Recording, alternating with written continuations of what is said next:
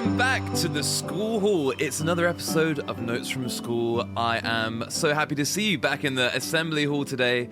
I'm your host, James B. Partridge, and this is a very special episode because today is the first time I've got a guest on the episode. And later on, I'm going to be talking about self-confidence in music and how singing can really help with that and boost self-confidence and getting into a choir and all the amazing things that can do. So I'm going to have a little chat later on with Rachel Staunton, who's the head of London Youth Choir, and she's going to talk to me all about that and how singing can boost your self-confidence. But first of all, I just want to say a massive thank you so much to everybody that sent in their memories and messages and let me know what their wedding hymns were last week. So I had an absolutely fantastic response from people online. I had about, over 500 messages before I recorded the episode. And then I put out a video which was the top 10, the official top 10 of not school assembly bangers, the official top 10 of wedding hymns as voted for by you. And we had some great responses. So a lot of people actually felt like they were quite school assembly themed, the wedding hymns. But I think that is probably because people want to have songs that they know and love from school and also songs that they know that the congregation will enjoy as well. But it was really interesting to see what you had. And I told you in last week's episode, the top 25, and I'll just give you a couple that were actually in the BBC's top wedding hymns. So the BBC put out a list which was the top 20 wedding hymns as well. And they had most of the same ones or similar ones. They did have two songs in there which nobody voted for out of the hundreds and hundreds of people that voted. There was one which is For the Beauty of the Earth, which is very nice. I think that's John Rutter. For the beauty of the earth, da, da, da, da, da, da, da, da. I just sang that incredibly badly, but hopefully if you know it, then it is a good tune. And there was another one which I didn't really know called Here I Am to Worship. That got no votes from anyone. So if you did have that one, then let me know. I'll give you a few other tunes that people had. So I told you the top 25, which included Here I Am, Lord, Can on Land, Praise My Soul, the King of Heaven. But there was also How Shall I Sing Thy Majesty, which is called Ko-Fen, that hymn tune. There's a tune called And Can It Be. There was Let All the World in Every Corner Sing, Colours of Day, Great is Thy Faithfulness. Great is Thy Faithfulness. Da, da, da, da, da, da. That's a good one. Sing It in the Valleys. Thine Be the Glory. That's a good one. And so I had a few that said, The Lord Bless You and Keep You. One person commented saying, My mum says it's a funeral song, which is fair enough. I think there's a couple that people had that were kind of on the side of funeral tunes. Like someone had Abide With Me. And someone said they had Swing Low Sweet Chariot. A few people said they had Swing Low Sweet Chariot at their wedding, which I guess fits into the rugby anthem theme of I Vow to Thee My Country and Jerusalem as well. And so we had someone saying that they had a gospel choir hiding in the balcony of the church that popped up, kind of Love Actually style, I suppose, which is really cool. That sounds very exciting. So I do have a slight correction section. I've got my piano here again, my trusty piano. This is the correction section. When I was doing my top 20, I said, this is number 20 3 times. So hopefully, if you're listening last week, you realized what I was talking about. By the way, on Spotify, if you listen to the podcast on Spotify, there's an option that you can actually comment on the episode itself. And I've had a few comments on some of the episodes, and someone from last week, Esther Weinstein, gave me a comment about a wedding song that I mentioned called Give Thanks. And if you remember that, it was the same tune as 1-0 to the Arsenal and various other things, and Go West, of course. And she said, England's safety launching campaign for what to do if you break down on the motorway is go left on the motorway. It keeps coming up on the radio. So I think this was it was an RAC advert as well, and that was "Go left on the motorway, go left on the motorway." So there we go. It is now a wedding song, which is very popular on YouTube and in the States, called "Give Thanks." But yeah, the video I put up from last week, which was the top 10 most popular wedding hymns, had lots and lots of comments, and it was so great to see what everyone had to say. I had a couple on Facebook. Nicola Butterworth said, "As a vicar, brackets, former music teacher, I can now officially confirm that assembly bangers are the most popular choice. Whoop whoop." Okay, so that sounds like a positive comment. A few people did comment saying, "I can't believe the only hymns that people know are the ones from school." And that actually reminded me of an article that was in the paper, I think last year, where the Archbishop of Canterbury, or the former Archbishop of Canterbury, said that people are dumbing down weddings by just choosing their songs from primary school. And I think that was a bit rude, to be honest. But let me know your thoughts if you think it's valid. Nicola Butterworth, thank you very much. By the way, Mrs. Butterworth was my head teacher at my primary school. I don't think it's the same person. Jenny Loves Nature said, "I walked down the aisle to a violin cover of David Bowie, Life on Mars. It sounded wedding-y," good word, "and was fun to see people's faces as they twigged." That's great. I love that. I think it's a beautiful song, and I think that would work really well as a violin cover. Caroline Wilkes said, "Maybe you should do something about the hymn words that we thought they were. My brother was convinced it was all things bright and beautiful, all green chairs great and small." Yes. All things bright and beautiful, all green chairs great and small. Very good, Caroline. Yeah, maybe I'll do an episode on misheard lyrics. Lord of the Dance Settee was another classic. So over on Instagram, Hannah Hall said, "Even better, the alternative tune to Love Divine being played by the string quartet, and this tune being sung by everyone else." Okay, so if you missed last week's episode, at the end of the episode, I did talk about 4 different tunes that you had for Love Divine. The main one being "Love Divine" or "Love's Excelling." So Hannah's saying that the entire congregation sang that tune to a different backing by the string quartet.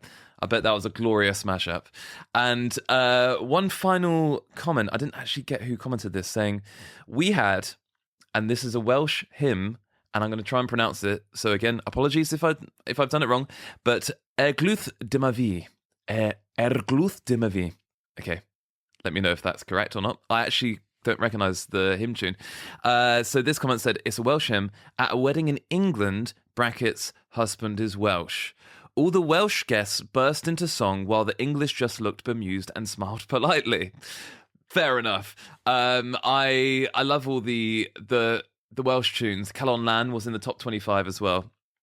And I feel like Bread of Heaven is one that has Guide Me, O Thou Great Redeemer / Jehovah. That's one that's kind of filtered its way through into most people's knowledge in England and Scotland, I'm sure.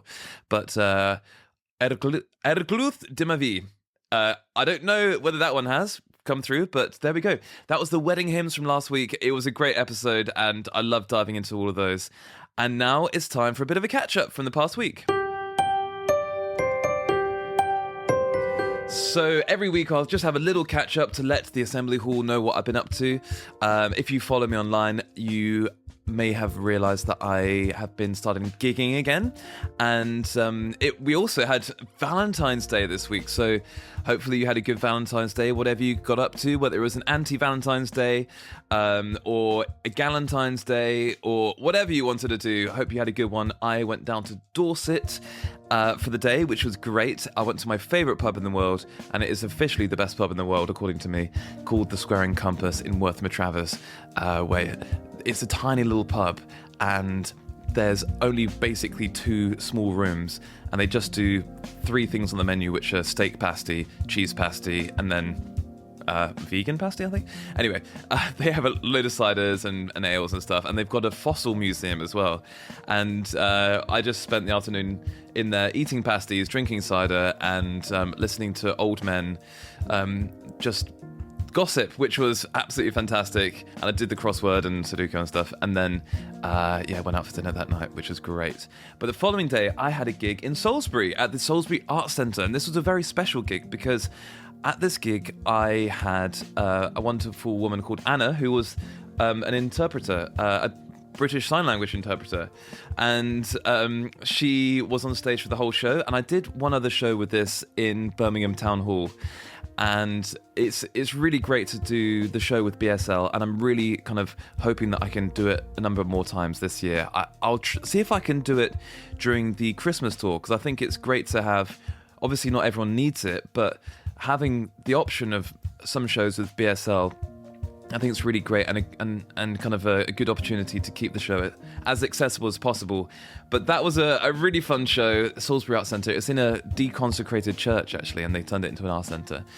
And the following day, I actually had 2 shows on Sunday at the Attic in Staunton, near Southampton. And I think it's normally more of a comedy club. And that was a lot of fun. 2 shows in a day is quite tiring.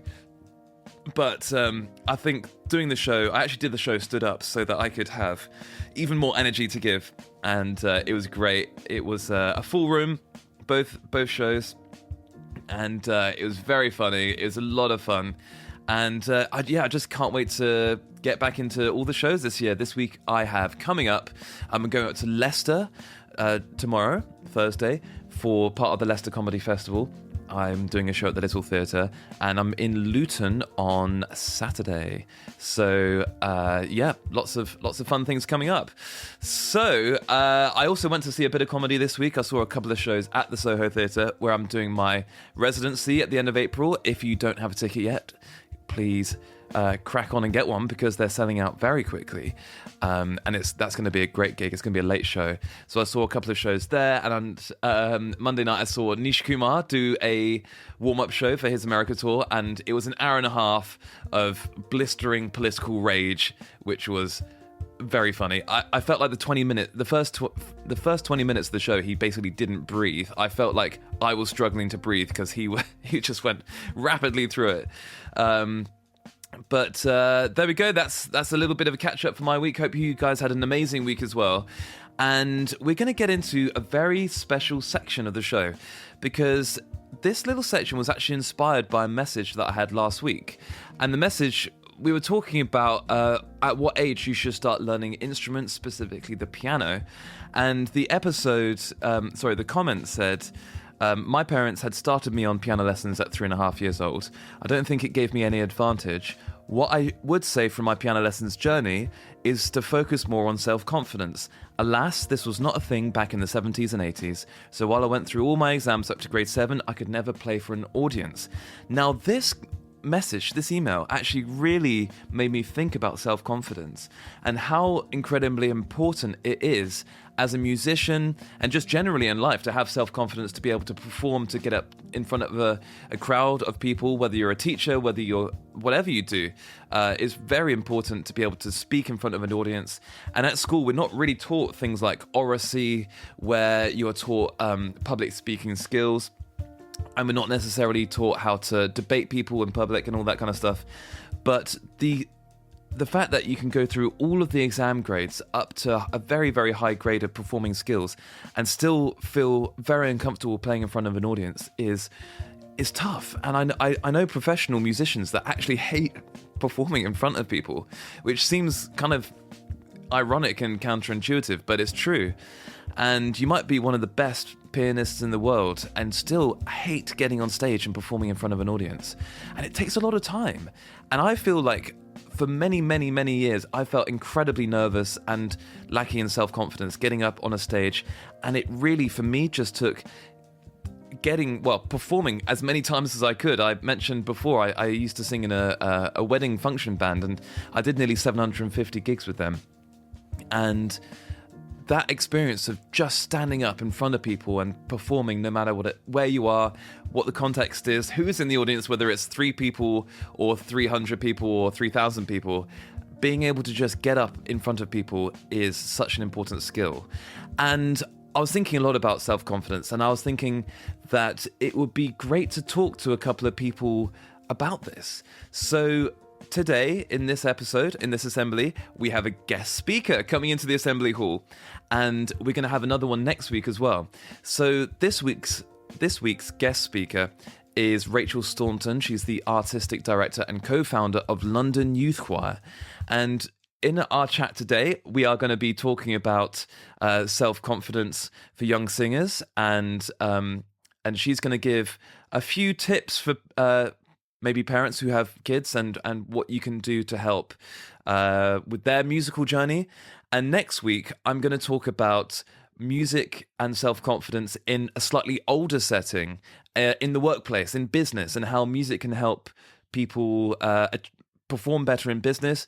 But first of all, I just want to give a very quick roundup of what London Youth Choir is, and Rachel, I'm sure, will tell us all about it as well. But it's a charity that kind of works with lots of young people around London, and they've now got 10 choirs aged from people from year 3 at school, which is about 7 years old, correct me if I'm wrong, and all the way through to 23.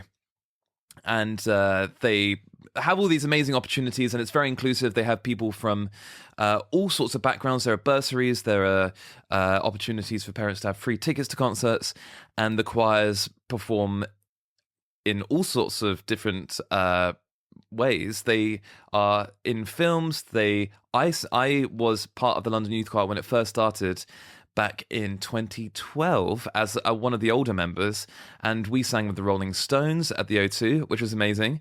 And they also went on to sing at Glastonbury, and they're even in the new Bridget Jones movie. So without further ado, I'm going to invite into the assembly hall Rachel Staunton from London Youth Choir, and I hope you enjoy this chat. It was so lovely to talk to her. It's not a super long chat, but I hope you can stick with us and have a listen to the whole thing. So introducing Rachel Staunton to Notes from School Assembly Podcast. Rachel Staunton, thank you so much for coming on the podcast, Notes from School. We've been talking about self-confidence in music, and as the artistic director and co-founder of London Youth Choir, I thought I might ask you a few questions, if you don't mind. Absolutely. I mean, if there was one person who was the biggest advocate for the confidence that singing brings in London, I think it would be me.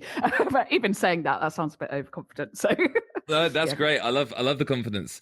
So just before we get into it, are you able to, in a nutshell, explain what London Youth Choir is and how it works with all the different versions of the choir that you have? Yeah, thanks. London Youth Choirs was established 12 years ago during the Olympics, and it's basically a place for young people to come and use singing and build on musical skills to raise their aspirations more widely in life. So this topic of kind of self-confidence in your podcast, I think, is bang on for what London Youth Choirs are all about. Yes, we want to create amazing young people, amazing singers, perhaps give them avenues to go forward into the profession.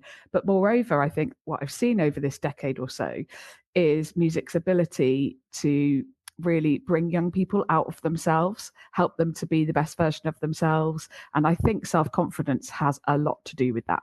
And it kind of started with, was it a couple of choirs, and now it's expanded to about 10, hasn't it? Yes. In fact, just today in my office, as I was rejigging 10 choirs worth of Christmas concerts, I was thinking one youth choir might have been a good idea, Rachel. But yes, we find ourselves here with 10 choirs. So we've got 6 children's choirs that meet all around London every week of the year. And then we have 2 kind of what we call Cambiata choirs, and the word Cambiata, just to demystify that word, that just means changing. So that's for our kind of young teenagers who may be going through puberty, voices changing. So that's a specialist choir for that, to keep young people singing through those changes. Then we have our London Youth Choir, which is one of our flagship choirs. And beyond that as well, we have London Youth Chamber Choir, where all of those members between 18 and 22, 23 all get scholarships to be a part of the London Youth Choir programme. So they're our kind of top music readers, our top voices, and our kind of top ambassadors for the charity. Amazing. I mean, that Cambiata age, the changing of the voice, is one of the hardest times for self-confidence, isn't it? Absolutely. I think it's brutal. Yeah. I think for boys and girls, boys have a much more significant vocal change in that season. But I think as research is developing, we're realizing actually that teenage girls' voices obviously mature, change, grow in that season too. So that's why we've got two kind of specialist choirs at that age, to kind of help people through that awkward phase. There's so many awkward things about being a teenager. Your voice going high to low is not one that helps in any way. So we're there to kind of support teenagers through that.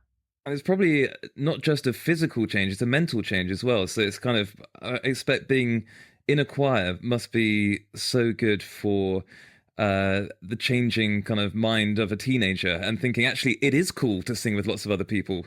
Because I know I personally loved singing, but then when my voice kind of changed when I was about 13 or 14, I kind of shied away from singing quite a lot because I thought it wasn't very cool. But it sounds like LYC is an amazing place to do that. I think if you've established like your friendship group before that change and you all are into singing and music and performing, actually, then if you can keep that going through your teenage years, schoolwork hots up, friendships and kind of relationships and all of that stuff kind of hots up too.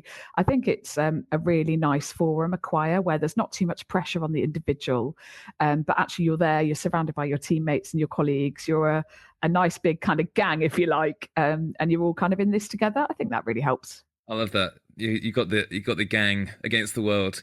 But I think one thing I love particularly about singing in choirs is that it's a team sport in a way, but no one's losing. Everyone's winning, which is great. So what age do you start with singers at London Youth Choir? So we start age 7, and I think it's a really beautiful age. Key stage 2, it's a lovely age where most of our members can read to a certain degree before we then add in music reading on top of that. So at the very least, they can follow the little words underneath the music, and hopefully sit still. No, lots of the children can't at that age, but that's kind of the idea. And also our rehearsals happen all around central London after school. So I think like stamina wise, we wanted to kind of leave it to key stage 2 a little bit more so that kids could kind of have the energy to see a rehearsal through in the evening, or a concert, which often, regularly starts in the evening.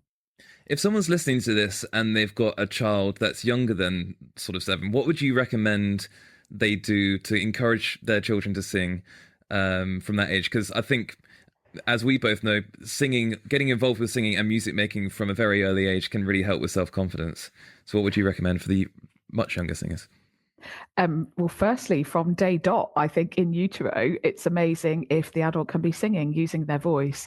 And then I'd say for those kind of early years, I'm no early years expert, but I really think there's massive benefit in those groups in libraries, free little children's groups that you can go to, get them learning the nursery rhymes. So good for their language, kind of linguistic development, for their ear, for fun, for not being on a screen. All of these things I think are really good for little children. So I'd say the way you use your voice as well as an adult has a big impact on them. So in the same way, maybe with diet and other, how you use your time, the children soak up a lot of that. So I think if you use your own voice confidently, you might not be the best singer, but actually you're the best singer to them, and sing around the house, make singing part of bedtime routines. You could even sing grace at a mealtime, or, just weave it into your family life. I'd say for my family personally, going to church has been quite impactful with singing. I go to quite a charismatic church, and I realise now my kids are 8 and 10, they've just grown up surrounded by music, worship, and it's very much normalised singing. Obviously, because I'm a choir conductor, they've also been dragged to a million concerts. So I'd advocate for that as well. I remember my parents both sing, and I can even to this day remember some of the songs they would sing, even if they were just made up songs, when we're having a bath or, going up the stairs to get ready for bed or whatever. So yeah, I think in those kind of formative years, it's really important.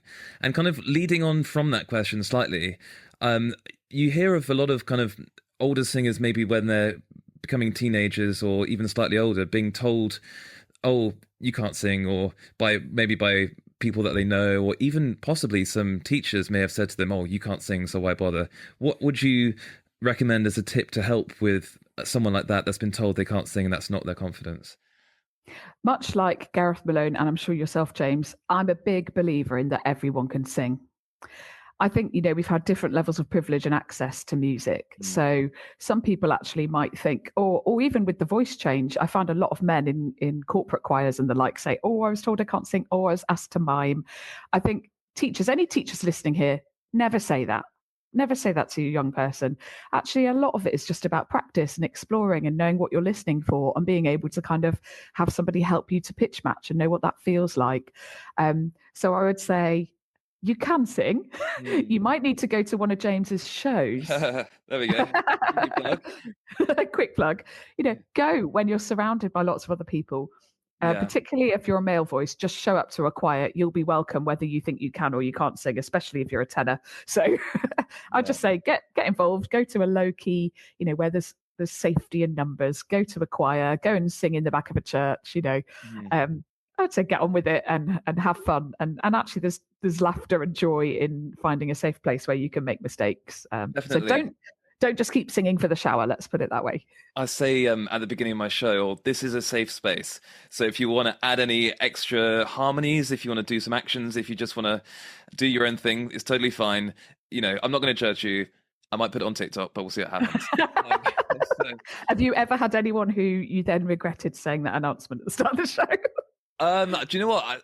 I don't think I've ever really regretted it, but it's actually turned out that people think, oh, do you know what? Maybe I will have some harmonies. And sometimes especially if there's a group of people that might sing in like a local pop choir or something, I sometimes hear some really beautiful harmonies. I think, oh, that sounds a bit better than my school assembly days. Rachel, I'm not going to keep you too much longer. I've just got a couple of very quick fire questions for you. You are obviously a very confident person now as a conductor and an educator. Were you always a confident musician? Do you think you've been confident all your life? Interesting question. I've always loved all things to do with the arts, I'd say, since ballet lessons. And then later, when I was about 9 or 10, had the privilege of starting the clarinet. And I say privilege because actually it was, that wasn't something my parents did or knew much about, but I was desperate to learn an instrument. So I'd say there was definitely something in me that loved the arts, that loved performing. And that's something that kindly my parents nurtured in me. And I think they gave me a sense of, when it came to exam picking subjects and all those things, I was really dyslexic. And I think they always gave me a sense, they backed me, my parents, and they said, do what you enjoy, keep doing what you enjoy. So I would pick the more artistic GCSEs, A-levels, degree, etc.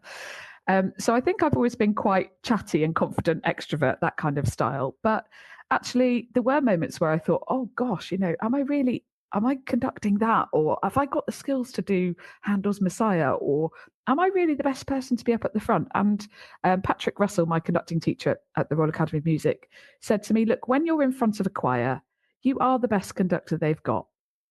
So just let that sink in. Not everybody wants to be stood at the front making the decisions. That's what you've trained for. That's your job. So press on. And I think similarly with singing, I'm not the best singer, James. And I have to demonstrate all the voice parts from top soprano to low bass, to try and demonstrate well. And I just take a deep breath and I think, I'll use my instrument the best I've got and really go for it. Amazing. Well, I think this session is about to finish. So I'll just very quickly say thank you so much, Rachel, for coming on the podcast. If this doesn't die, can I quickly ask you what your favorite school song is? Oh, that has put me on the spot. I think it'd have to be Shine On Me. Yes. Correct answer. Number one, Shine Jesus Shine. Rachel Staunton, thank you so much. And can't wait to, we've got something very exciting possibly coming up with London Youth Choir as well. So watch this space. Thank you so much. Thanks. There we go. Thank you so much to Rachel for joining us in the Assembly Hall today for the Notes from School podcast. And I think we can all agree that was a really interesting and uplifting chat. And I would love to know if you have a child that either sings or has sung in London Youth Choir, or if you have a child that sings in a choir full stop. And I'd love to know your experiences of having either sung in choirs yourself or maybe have a child that sings in choirs. And if you have any comments, then you can put it under the Spotify episode, or you can send me an email at notesfromschoolpodcast@gmail.com. And I do check my messages on Instagram and Facebook as well, so feel free to send that through. But that was a fantastic chat with Rachel. it was great, and I can't wait to hopefully work with her on something very exciting for the Christmas tour. So I'm hoping that we can do a little bit of a collaboration. So watch this space for that. Next week, we will be talking to someone who is great. She runs a coaching business for people in business, and specifically has plans to use music, and that can help people's self-confidence in a business setting, in a slightly older setting. So not just talking about how music can help children in self-confidence. Now, as it is an assembly, every week we do end on a bit of a sing-along. And today's episode, we're going to be singing a song which I love to perform in my show. It gets everyone going, and it's called Magic Penny. So here we go. This is the sing-along part of the show. Okay, so we have a song called Magic Penny, and it came from a composer called Malvina Reynolds. She was a songwriter in the 1950s and 60s, and a lot of her songs made their way through into the school assembly songbooks. One of which I have here called Alleluia, and it has quite a few of her songs in it, actually. Magic Penny, and there's a few others. She did a song called Little Boxes, which I mentioned last week, I think. And there are a couple of other tunes which are slightly on the more protest song / folk song political edge. One of which is a song called What Have They Done to the Rain? And if you have seen my live show, you know how creepy that song is. It is a song about nuclear Armageddon, a classic cheery topic for children to sing about. And maybe I think what I'll do in another episode is a deep dive into the folk song / protest songs of the 1960s. I think that'd be quite interesting. And how there are actually quite a lot of songs about the deep existentialist dread of impending nuclear doom that people had in the 80s. A very cheery topic for a podcast, I think. But this is on the other scale. This is on the other end of the wholesome scale. This is Magic Penny. So I put it early on in my live show, and I get everyone doing some actions in this one. Because in the chorus, which goes like this: love is something if you give it away, give it away, give it away. There are two claps. Love is something if you give it away, you end up having more. So when we get to sing this in the episode, I want everyone to clap along at home or at work or on the tube or on the train, wherever you are. Maybe not if you're driving a car. Two hands on the wheel at all times, please. Thank you very much. You can clap, maybe tap your leg or something, or tap the steering wheel. Okay, now, Magic Penny. It is a song all about love. I've thought, as this is a Valentine's Day week episode, we can do a love-themed song. And it's all about giving out your love and getting a lot back, so not hoarding it for yourself. And the more you give away, the more you get back. And it's great. So this has been sung in first of all, folk music circles back when it was first written. Then it got put into the school songbooks. It's been sung at camps, in children's choirs, even in the Cub Scouts and things like that. I think they sing it around the campfire. And I think it's a great message of generosity, kindness, love. And it was also performed by a lot of folk artists like Pete Seeger, who I mentioned last week, who did The Ink is Black, The Page is White, and things like that. And let's give it a go. I mean, there's not a huge amount to say about this song. It is great. I normally do 2 verses in my show, but I found an extra verse, which is in the original song. So here we go. I've got the songbook here. Hopefully you can sing along and join me in a bit of a tune of Magic Penny. And it goes something like this. Here we go. Love is something if you give it away, give it away, give it away. Love is something if you give it away, you end up having. Here's a verse. It's just like a magic penny, hold it tight and you won't have any. Lend it, spend it and you'll have so many, they roll all over the floor. For love is something if you give it away, give it away, give it away. Love is something if you give it away, you end up. Okay, here's an extra verse I've added in. Money's dandy and we like to use it, but love is better if you don't refuse it. It's a treasure and you'll never lose it unless you lock up your door. Here's the chorus. Love is something if you give it away, give it away, give it away. Love is something if you give it away, you end up having... Final verse, let's go dancing. So let's go dancing till the break of day. If there's a piper we can pay. Love is something if you give it away, you end up having... One more time, here we go. And love is something if you give it away, give it away, give it away. Love is something if you give it away, you end up having more. There we go, Magic Penny. Hey, very good singing, class. You did a great job. Now, I hope you enjoyed the episode. I love the chat about self-confidence with Rachel, and hope you had a great week, great Valentine's Day, whatever you got up to. And thank you. Well, sadly, we're getting to the end of the episode. We're getting to the end of the assembly. Make sure you file out... and don't make too much noise.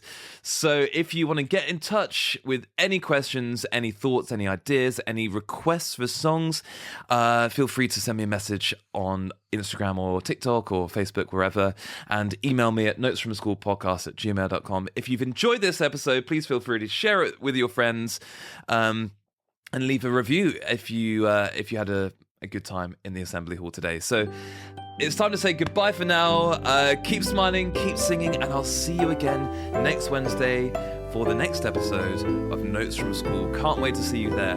Class dismissed.